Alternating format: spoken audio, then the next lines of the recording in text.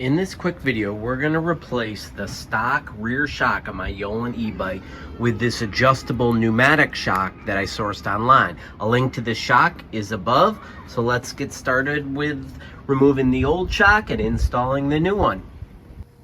To remove the old shock, you're going to need two 5mm hexes, one to hold one side and one to loosen.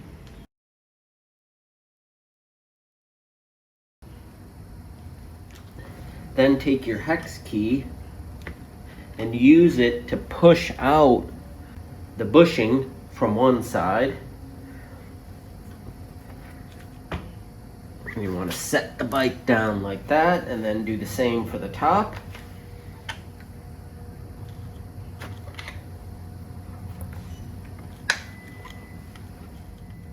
Now the bike will kind of collapse on itself. So this is where you might want to have a friend help you.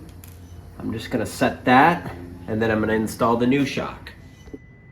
What you're going to want to do is remove the bolt and bushing from the shock, the new one. Set those aside.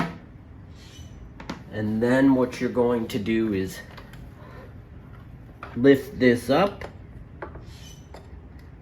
Slide that into place. Get your bushing now and get that aligned. All right, I got the top in and now the bottom. Got that slid into place.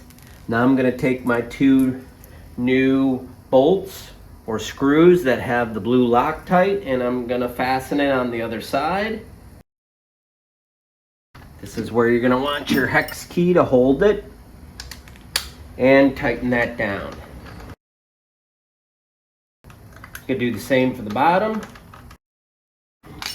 I'm going to check to see if there's any play in that.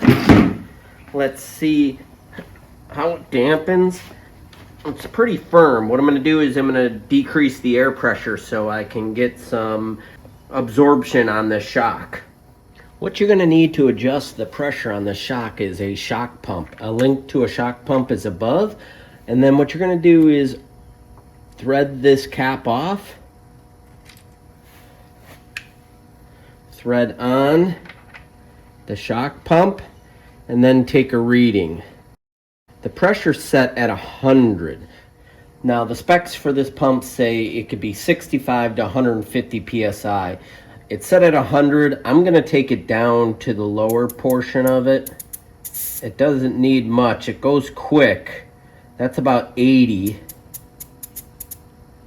That's about 70. I'm going to do 70 and see how that works. Well, let's see how well it dampens now.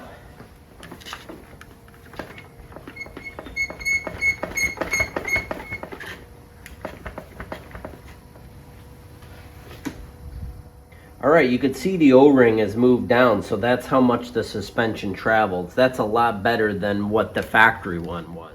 I'm going to put the O-ring up so I can see how far it travels, and I'm going to go out for a little ride off-road and see where the O-ring ends up.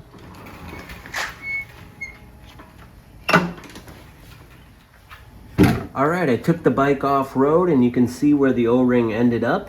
It's close to the bottom. I'm happy with it. It's much better ride. It actually gives me some dampening. I'm happy with that.